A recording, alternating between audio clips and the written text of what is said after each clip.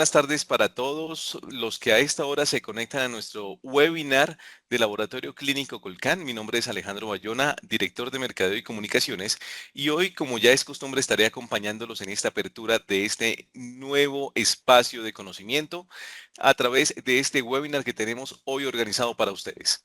Para comenzar este webinar y para comenzar este espacio en el que todos participaremos, quiero pedirles tres reglas claras para poder dar buen desarrollo a este espacio. La primera es, al ingresar al webinar, mantener la cámara y los micrófonos apagados, por favor.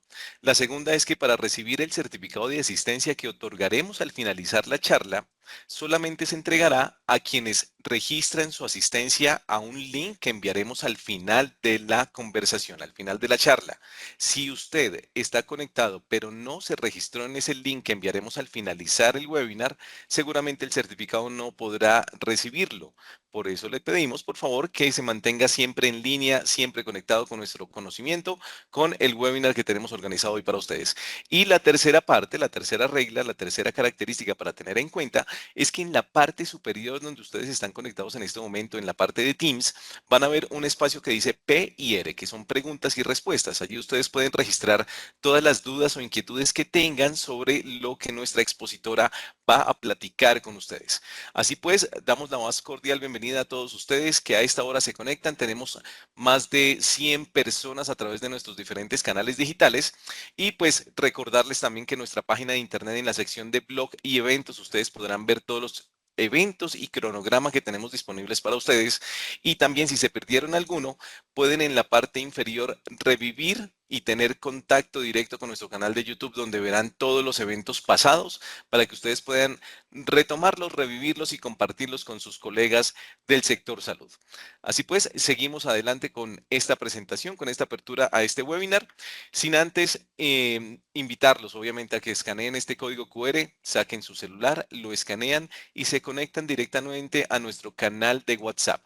Este canal de WhatsApp va a ser para la información de ustedes, para nuestros clientes, para nuestros seguidores y para todos los profesionales del sector salud que quieren estar empapándose de todas las novedades que tenemos en el laboratorio clínico para ustedes y para sus instituciones en el diagnóstico de sus pacientes. Noticias, servicios y contenido exclusivo lo recibirán a través de ese canal de WhatsApp. Así pues que ustedes lo pueden escanear y se unen de inmediato a nuestro canal. Allí no van a recibir información, cadenas de oración o nada de ese tipo de cosas, solamente información relevante y muy precisa del sector salud.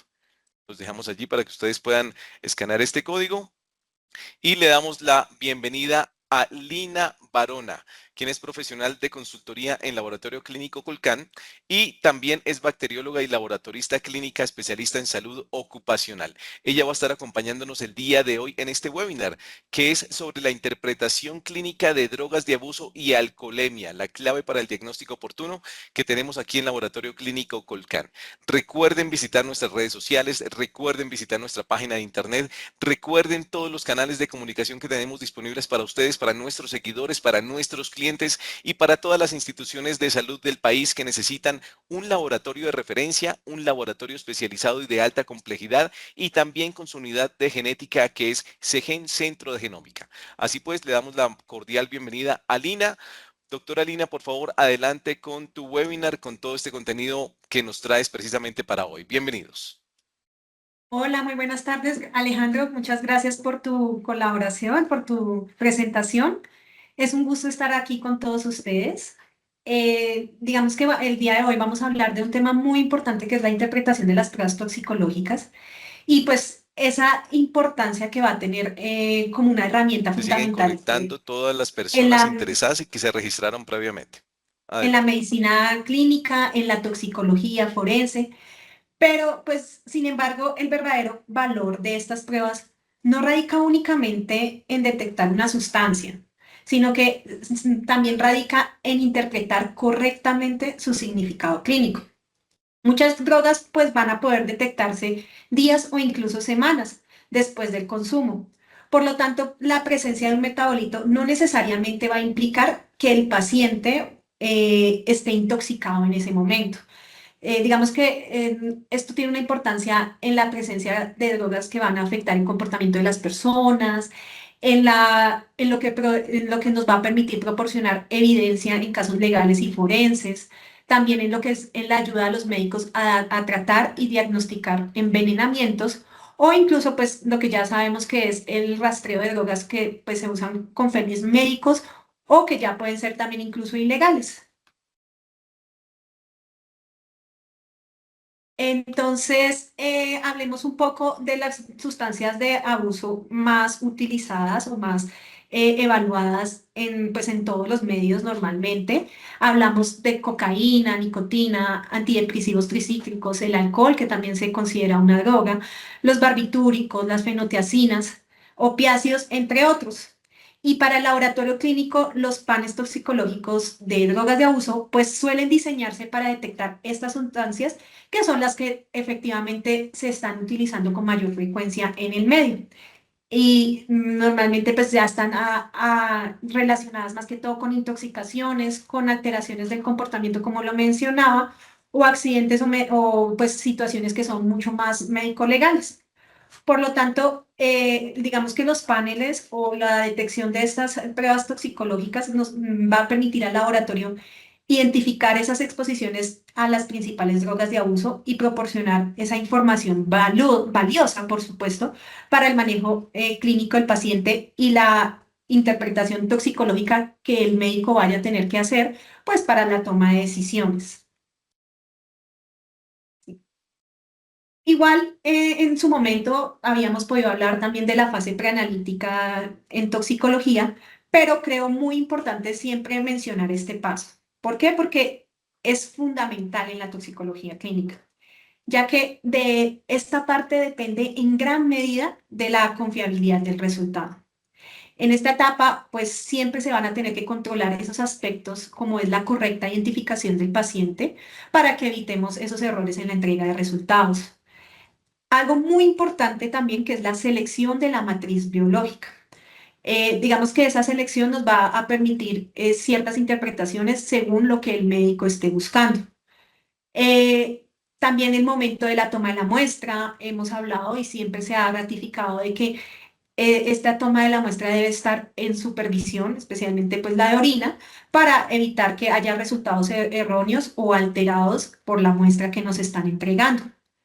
Teniendo en cuenta que la ventana de detección de cada sustancia, pues tenemos que tener también presente lo que es la conservación y el transporte adecuado de las muestras, ya que algunas drogas pueden degradarse o alterarse con el tiempo.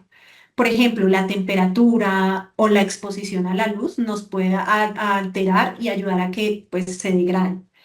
Además, pues en contextos médicos legales, hay un punto que nunca se debe evadir y que siempre se debe tener en cuenta en cualquier momento y es garantizar la cadena de custodia para asegurar pues la integridad de la muestra, que sepamos quién tuvo la muestra en cada momento desde su toma, traslado y procesamiento para poder hacer una liberación adecuada de los resultados.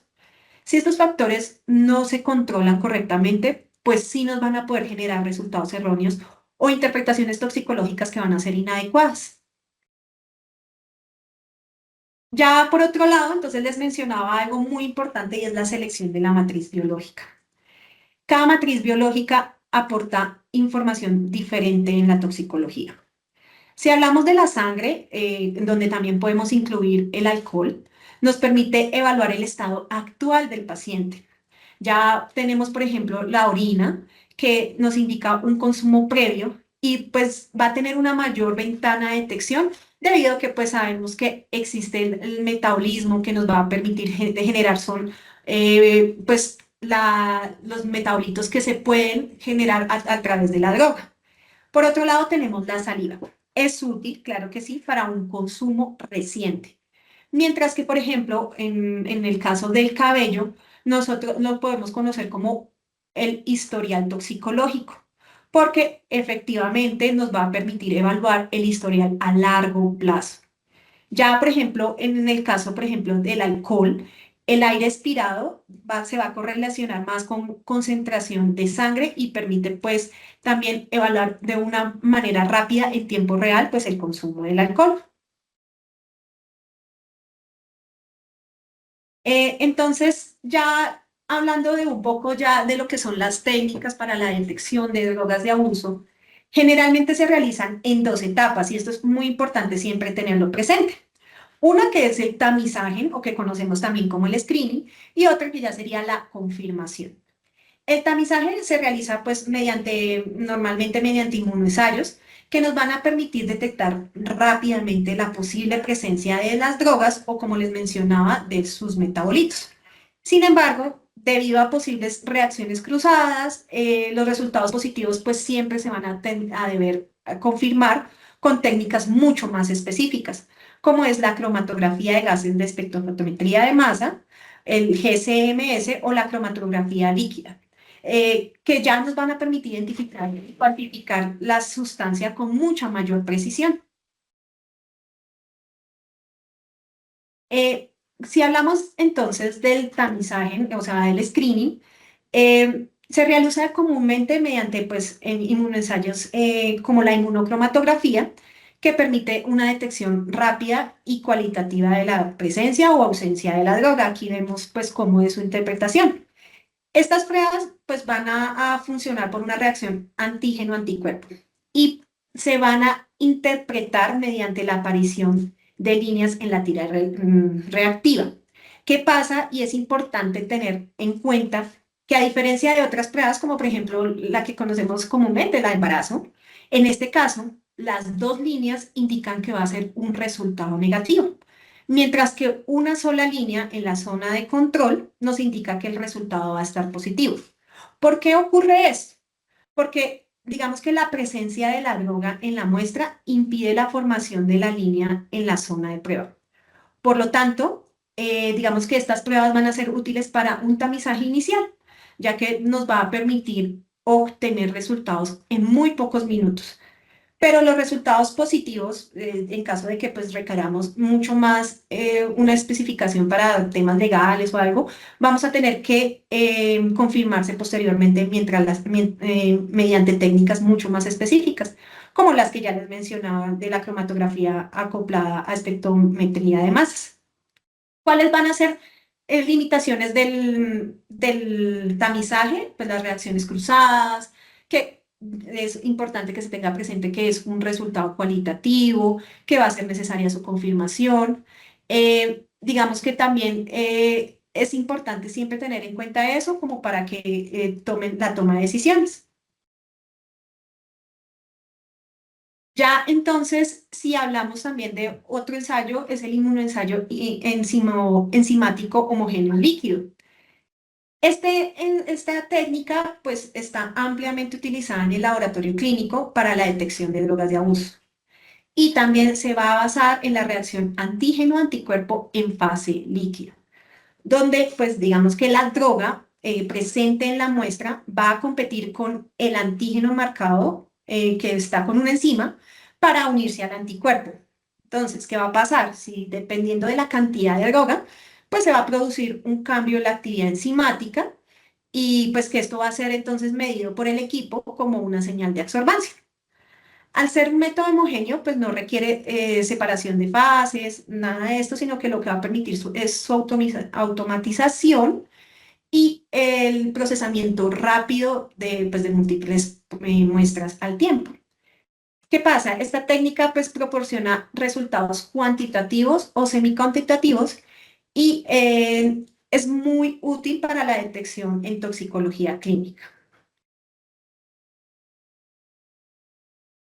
Ya entonces, cuando hablamos de las pruebas confirmatorias, las más utilizadas en toxicología analítica van a ser la cromatografía de gases acoplada a espectrometría de masas, o que la conocemos también como GCMS, y la cromatografía líquida con espectrometría de masas en tándem, conocida también como LC-MSMS.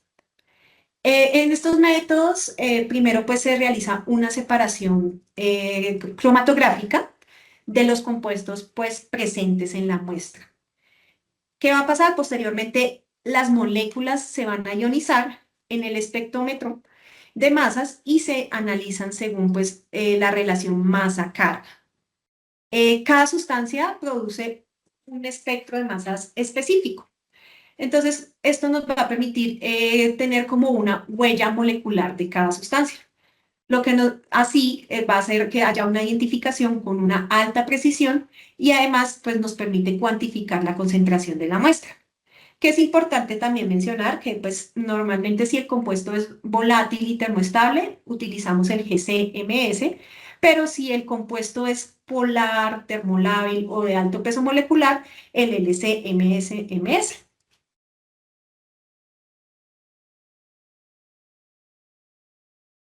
Sin embargo, tengamos presente que como toda prueba puede llegar a tener limitaciones. Digamos que nos permite medir la concentración de la sustancia, pero presentan esas limitaciones desde el punto de vista analítico. ¿Por qué? Por supuesto pueden existir. Eso depende pues de las variaciones del método, las posibles interferencias de la matriz seleccionada con la que queremos hacer la evaluación. Y desde el punto de vista clínico, la concentración detectada no siempre se va a correlacionar directamente con los efectos que se están observando en el paciente, ni nos va a permitir determinar con exactitud el momento del consumo. Eso es una pregunta muy común que pasa. Y es que quisieran saber cuándo es que la persona consumió y digamos que ninguna prueba le va a poder permitir a ustedes saber si ya el paciente consumió en 12 horas, 11 horas, no, porque eso no es posible. Además de factores individuales como pues el metabolismo de los pacientes, importantísimo tenerlo en cuenta, la función hepática, la tolerancia. Muchos pacientes al tener un consumo frecuente pueden llegar a crear una tolerancia o pues incluso lo contrario, pueden influir en estos resultados. Por ello, en los valores que nos generan estas pruebas confirmatorias, pues cuantitativos, deben interpretarse siempre en el contexto clínico en el que tenemos al paciente y pues también los factores farmacocinéticos. Entonces, eso es importante para nosotros poder tomar decisiones con estos pacientes. Un punto importante es el concepto del cutoff, que es fundamental para la interpretación de los resultados.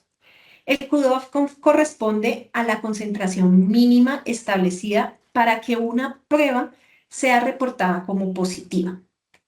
¿Esto qué significa? Que aunque una sustancia pueda estar presente en la muestra, si su concentración está por debajo de ese valor de corte que tengamos para la prueba, el resultado se va a interpretar como negativo, pero eso no quiere decir que el paciente no haya consumido, simplemente es que ya no va a poder ser detectado en ese momento, ya su metabolismo lo está degradando. Este criterio, digamos que se utiliza para evitar reportar concentraciones extremadamente bajas que podrían deberse a exposiciones accidentales, o por ejemplo una contaminación o interferencias analíticas. Además, por ejemplo, del uso de valores de corte que nos van a permitir estandarizar los resultados entre diferentes pues, laboratorios o programas de detección de drogas. Entonces, garantizando así que haya como una homogeneidad en los reportes y una interpretación mucho más consistente con la clínica relevante del paciente. Eh, Digamos que esto es algo importante para que se entienda que pueden haber presentes concentraciones muy bajas en los pacientes que simplemente no van a poder ser detectadas. Ya por otro lado, tenemos pues lo que es entender los metabolitos de cada sustancia que podría llegar a estar consumiendo el paciente. En la mayoría de los casos, pues el laboratorio detecta los metabolitos más que la droga original. Sí, acá, por ejemplo, tenemos los más comunes, que pues es la cocaína con la bexoleconina, la heroína, la cannabis, que normalmente también la conocemos como el THC, pero el THC es su metabolito. Entonces, digamos que esto es importante porque el organismo, y lo hemos mencionado, genera pues un proceso de metabolizar pues la droga de abuso, principalmente en lo que es el hígado. Entonces, estos metabolitos suelen permanecer mucho más tiempo en el cuerpo que la sustancia original, por lo que su detección nos va a permitir confirmar la exposición a una droga y ampliar la ventana de detección. Normalmente, pues, digamos que en ese sentido, en las muestras de orina vamos a obtener muchos más valores debido a que se está excretando el metabolito. Por ejemplo, aquí les mencionaba yo el metabolito de la cocaína, que es la benzoilegonina, que indica ese consumo de THC. Normalmente se podría llegar a detectar por mucho más tiempo, igual que que la marihuana, pero pues eso nuevamente, y repito, depende mucho de la cantidad consumida, el metabolito del paciente, el metabolismo, discúlpenme, también lo que es el tiempo transcurrido entre el momento que estamos tomando la prueba y el momento que el paciente pudo haber consumido. Ya, entonces, por eso es que tenemos los metabolitos principales y sus tiempos de detección. Eh, digamos que, como les indicaba, aquí tenemos unos ejemplos de cuánto pueden llegar a permanecer en el tiempo. Nuevamente, pues soy enfática en que esto puede variar por paciente y por consumo, pero digamos que normalmente se pueden llegar a detectar con muchos más varios días que de pronto la sustancia original. Eh, por ejemplo, otro punto importante que se debe hablar es de el alcohol. ¿Por qué? Porque el alcohol, su detección en sangre es de es de corta duración, pero pues digamos que es el que nos va a permitir la toma de decisiones. Normalmente su curva va disminuyendo con el pasar de las horas y pues entre más nos demoremos en hacer una toma de alcohol en sangre, pues tal vez vamos a tener un resultado negativo. Por ello, pues nuevamente la ventana de detección varía según la sustancia, el metabolismo, el patrón de consumo y siendo pues muy clave la correcta interpretación toxicológica desde el médico y desde la situación de cada paciente. Hablemos un poco de lo que es el alcohol, porque es un tema que siempre genera dudas, pero para poder hablar del alcohol debemos hablar también de las recomendaciones para la toma de la muestra. ¿Por qué? Porque esta toma de muestra requiere condiciones muy estrictas para garantizar resultados confiables. El punto número uno que siempre se habla es de evitar usar uso de antisépticos con alcohol, porque pues si estamos tomando una muestra y hay trazas en el brazo del paciente de alcohol con el que limpiamos, vamos a tener una posible contaminación de las muestras. Que también se recomienda el uso de tubos de fluoruro de sodio o de citrato de sodio, que nos inhiben la producción de alcohol después de la toma.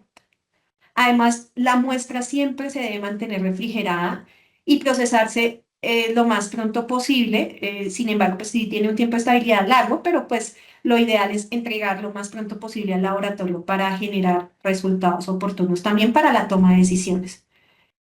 Y porque esto nos evita la evaporación del alcohol. En contextos médico-legales, nuevamente se debe asegurar la cadena de custodia, registrar correctamente también lo que es la hora de la toma de la muestra, ya que eso nos va a permitir hacer una adecuada interpretación de la alcoholemia. Ya entonces, cuando hablamos de la interpretación de alcohol, anteriormente les mencionaba pues pruebas confirmatorias para muchas sustancias psicoactivas, pero nosotros tenemos la interpretación del alcohol en sangre a través de la microdifusión de Whitney para su detección. Esto es una técnica clásica utilizada pues para la detección en estas muestras biológicas y se basa en la capacidad del etanol de volatilizarse y difundirse dentro de un sistema cerrado. Entonces, ¿qué va a pasar? Que el alcohol presente en la muestra pasa a una fase gaseosa y entra en contacto con un reactivo que pues va a ser oxidante. Durante esa reacción, lo que va a pasar es que el etanol, perdón, se oxida a acetildehído y el reactivo pues va a cambiar de color, lo que nos permite pues ya evidenciar definitivamente lo que es la presencia del alcohol en el paciente. La concentración del alcohol en la sangre se correlaciona con el grado de presión del sistema nervioso central. Esto es algo importante y también es importante que ustedes vean la gráfica que se está presentando en este momento, en donde pues tenemos esa curva de alcoholemia, en donde ya tenemos su concentración y los tiempos transcurridos. ¿Por qué? Porque nuevamente el metabolismo del paciente puede ayudar a que éste se degrade mucho más rápido. Otro punto importante es lo que siempre hay una pregunta que siempre se hace y es la diferencia entre alcohol en sangre, test de aliento y el test de saliva. ¿Pueden medirse en estas diferentes matrices? Por supuesto que sí, siendo por supuesto la sangre, la toma de la muestra en sangre, la estándar de referencia. Esto es importante mencionar, ya que nos va a permitir la cuantificación directa y pues más precisa del etanol. Por otro lado, cuando hablamos del aire expirado o lo que nos conocemos como el test de aliento, eh, lo que va a medir el test de aliento es el alcohol que se encuentra en el aire alveolar. ¿Qué pasa? Pues que este tiene una correlación con la concentración en sangre, claro que sí. Tengan presente, estamos en un proceso metabólico en donde todo el cuerpo está participando en la degradación de esta sustancia. Entonces, ¿qué va a pasar? Que el alcohol en test de aliento nos permite pues estimaciones más rápidas, pues, menos invasivas. Sabemos que la toma de muestra pues, requiere de una venopunción y pues por eso es que lo conocemos como que está especialmente dirigido a controles de tránsito. Por otro lado, tenemos lo que es el alcohol en saliva, que nos permite detectar el alcohol de forma muy sencilla. Pero ¿qué va a pasar? Que la precisión del alcohol en saliva es menor, por lo que se utiliza principalmente es como un método de tamizaje. O sea, es decir, tendríamos que entrar a utilizar lo que es la prueba confirmatoria o estándar, que sería la de sangre. ¿Qué, qué decisiones se deben tomar acá? Pues la elección del método que estemos utilizando va a depender nuevamente del contexto clínico, del contexto operativo, pues probablemente si lo estamos haciendo en lugares que son muy lejanos, podríamos cargar con mucha más facilidad tal vez un test de aliento o un test de saliva, pero pues nuevamente la necesidad sería tener que confirmar el resultado. ¿Qué pasa? Por ejemplo, con el test de saliva podemos tener interferencias de que si el paciente de pronto utilizó enjuague bucal, todas esas son interferencias que siempre se van a tener que tener en cuenta. Y pues obviamente entonces vamos a tener que presentar lo que es los contextos operativos, el contexto forense y la necesidad del nivel de precisión que ustedes estén requiriendo para la toma de decisiones. Ya entonces, esto es algo que siempre se toca, se debe decir, porque los factores farmacocinéticos afectan la interpretación. Para interpretar correctamente un resultado toxicológico, debemos considerar estos factores. La absorción, pues, determina qué tan rápido una sustancia entra al organismo. Debemos hablar también, por ejemplo, de lo que es la distribución. ¿A qué hago referencia con la distribución? Pues, por ejemplo, depende de factores como la liposolubilidad que tenga la sustancia y la capacidad de esta para disolverse en grasas o en lípidos. Las drogas que normalmente son altamente liposolubles, como es la marihuana o pues la THC, eh, tienden a acumularse en el tejido adiposo. Entonces, ¿qué va a pasar? Que normalmente se van a liberar de forma un poco más lenta, lo que nos permite o nos va a permitir detectar o prolongar su presencia en el organismo. Y aumenta la ventana de detección, nuevamente, según la matriz biológica. pero pues esta siempre se da más es en la detección en orinas. Además, el metabolismo transforma las sustancias en metabolitos, ya lo hemos mencionado, y la eliminación, que es como una tercera parte después de la absorción, de la distribución, va a determinar cuánto tiempo va a permanecer en el tiempo. Otro punto es la vida media de la sustancia, que va a indicarnos cuánto tarda la sustancia en su concentración inicial en degradarse, porque pues todas pueden tener un metabolismo diferente en el organismo. Entonces, eso también es bueno saberlo, que pues, cada sustancia tiene una vida media y pues nos va a influir, por supuesto, en la detección de las pruebas toxicológicas.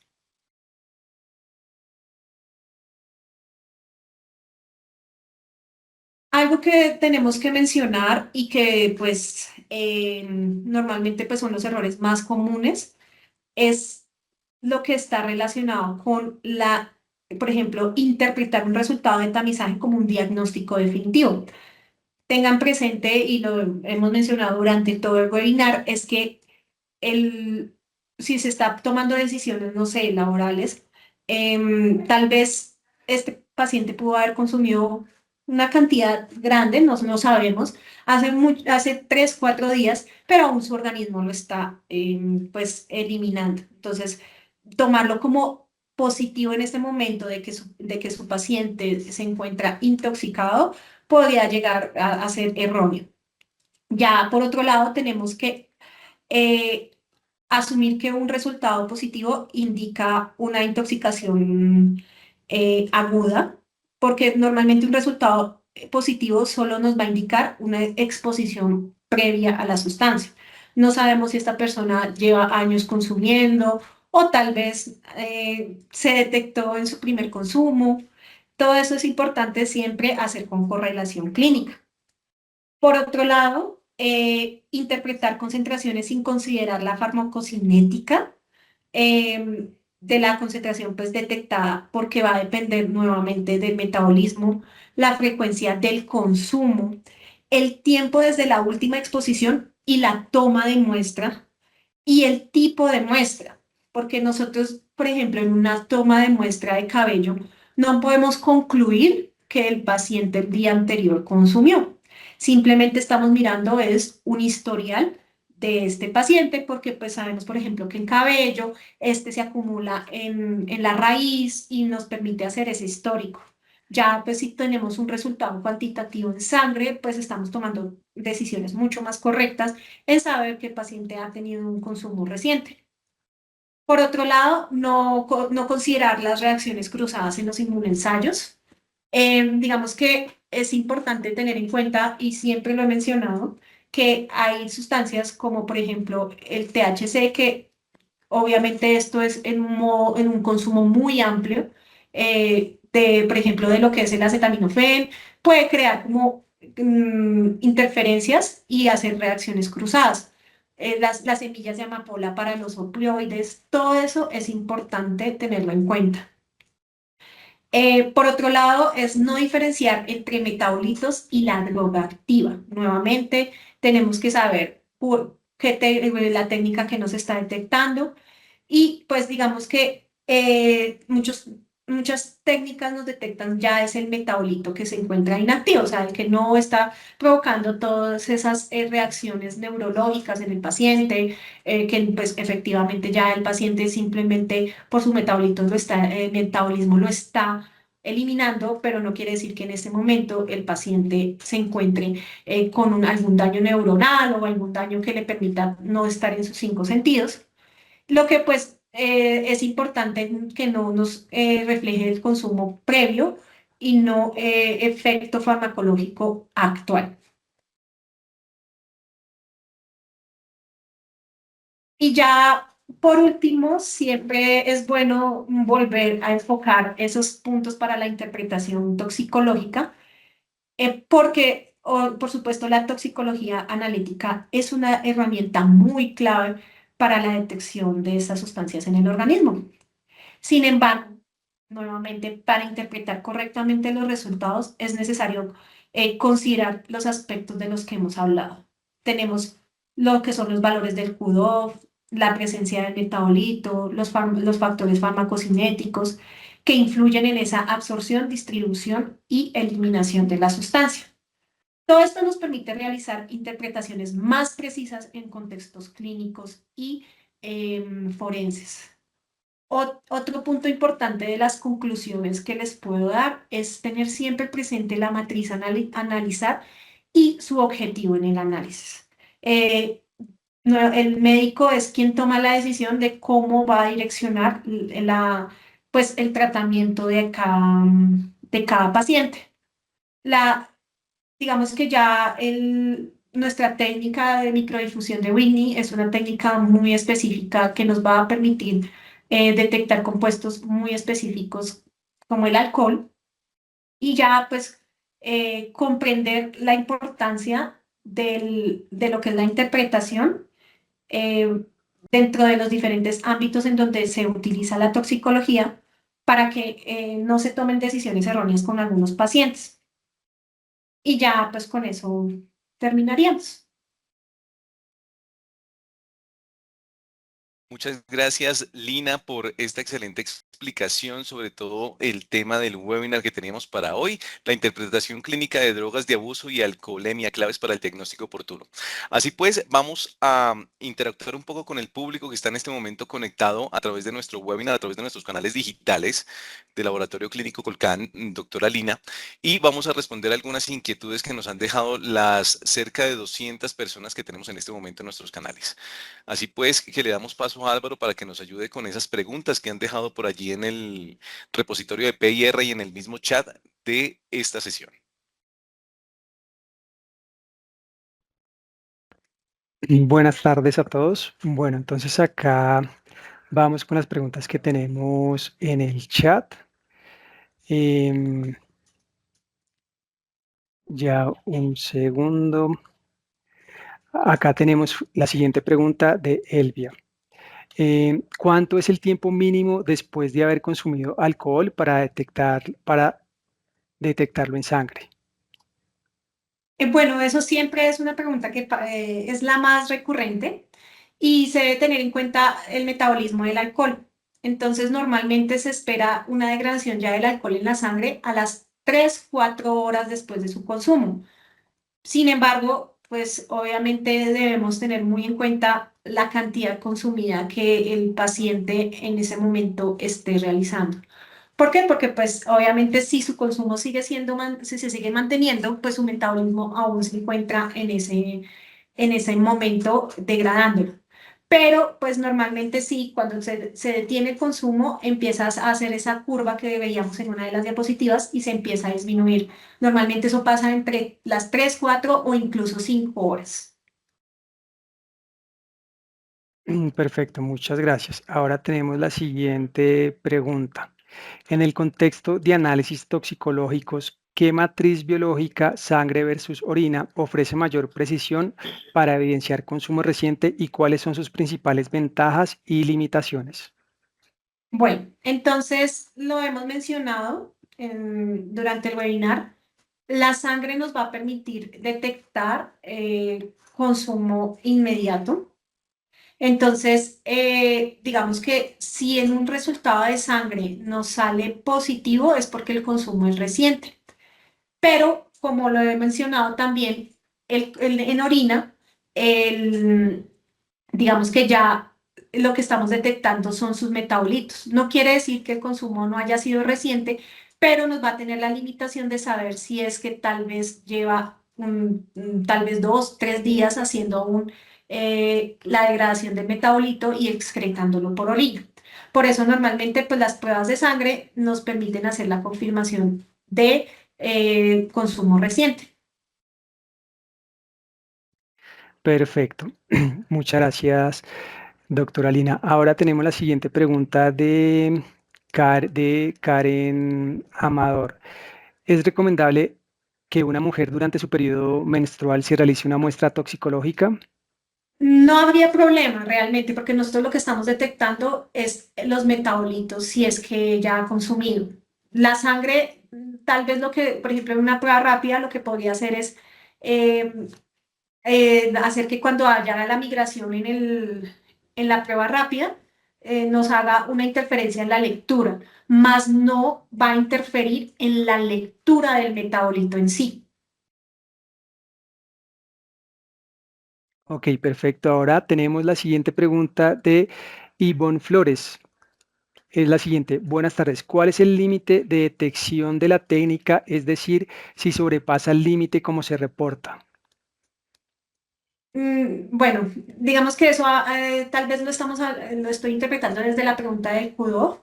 Cada prueba va a tener un QDOF que te va a permitir saber si está el metabolito o no. Ya pues lo que podemos hacer es cuantificarlo para saber la concentración real de la sustancia. Pero normalmente el límite hablamos es más hacia lo que podemos llegar a detectar en la prueba. Digamos que en los manuales internacionales, incluso las pruebas rápidas, ustedes van a poder, cuando las tengan o puedan utilizarlas, incluso les dice marihuana desde 50. Entonces, ¿qué va a pasar ahí? Que si el paciente en su límite inferior tiene, por ejemplo, 40, ya la técnica no lo va a detectar. Pero eso depende es de la prueba que se esté utilizando, de la técnica que se esté utilizando. Perfecto, doctora Lina. Ahora tenemos una pregunta de Geraldine Sánchez. Es la siguiente. Para las pruebas de detección de drogas cualitativas, ¿es necesario manejar un control externo? Pues digamos que podríamos tener muestras que sabemos que están positivas, controles externos, a menos de que tengamos alguna empresa que nos facilite muestras positivas, podríamos manejarlo como un control externo.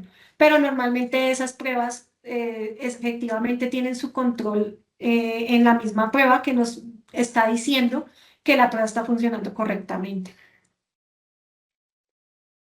Muy bien. Ahora, la muestra de orina, ¿durante cuánto tiempo se puede custodiar?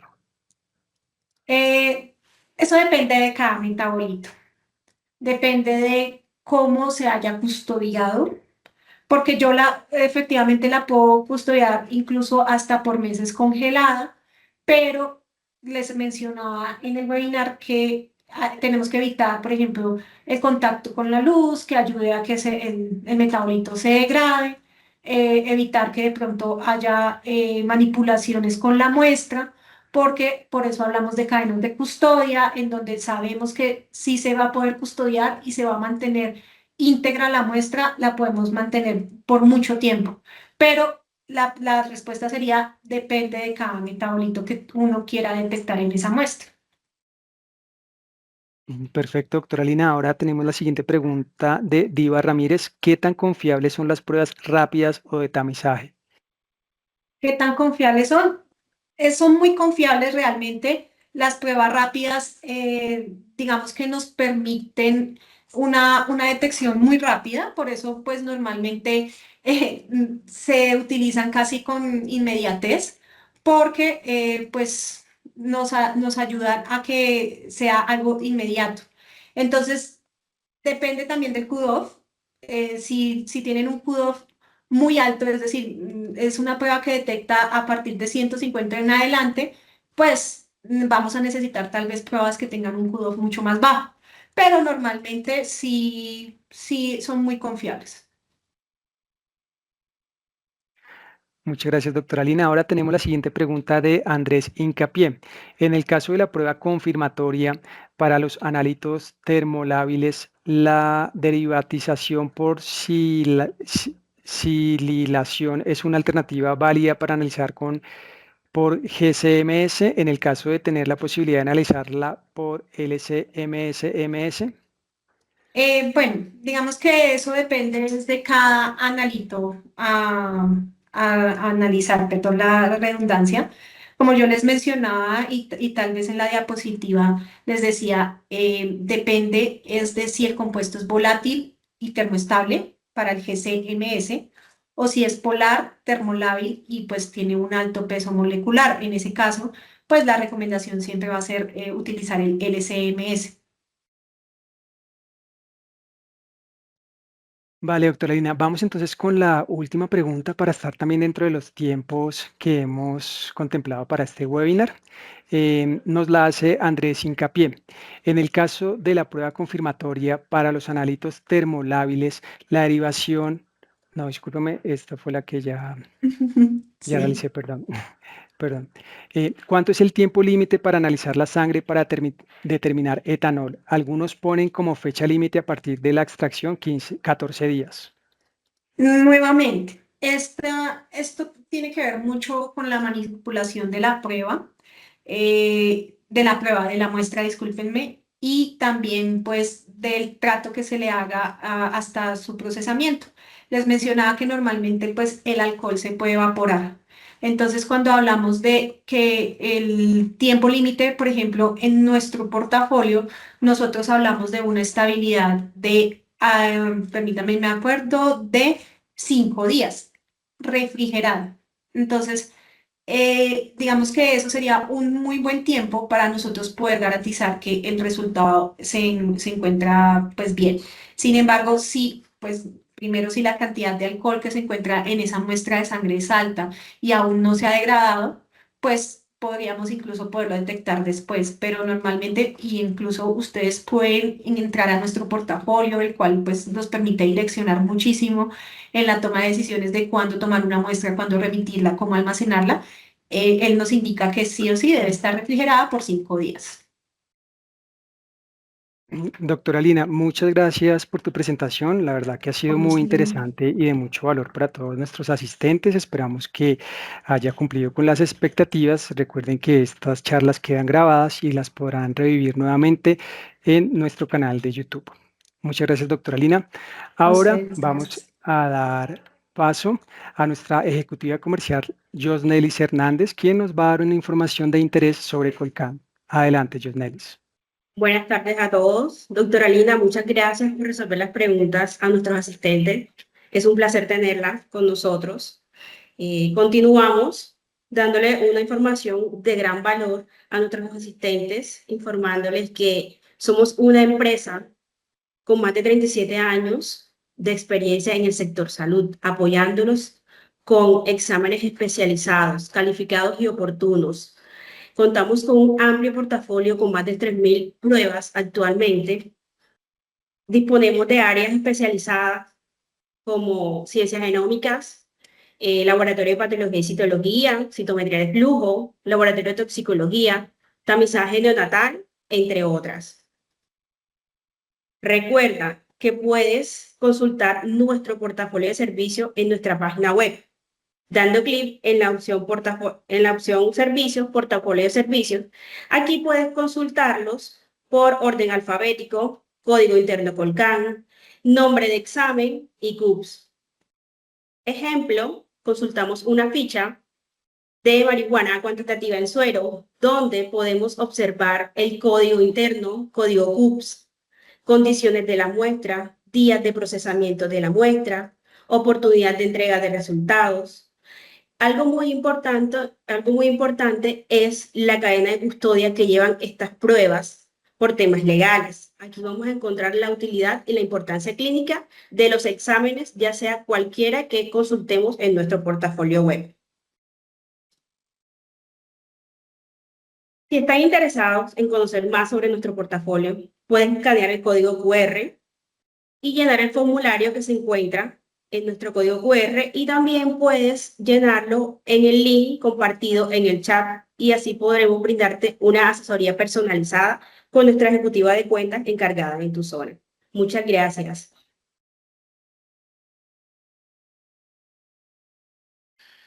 Pues Jonelis, doctora Lina, muchísimas gracias. Ya vamos cerrando este webinar porque todo lo que traemos aquí para ustedes es información valiosa, es información de poder para todas sus instituciones de salud y para ustedes como profesionales también de la salud.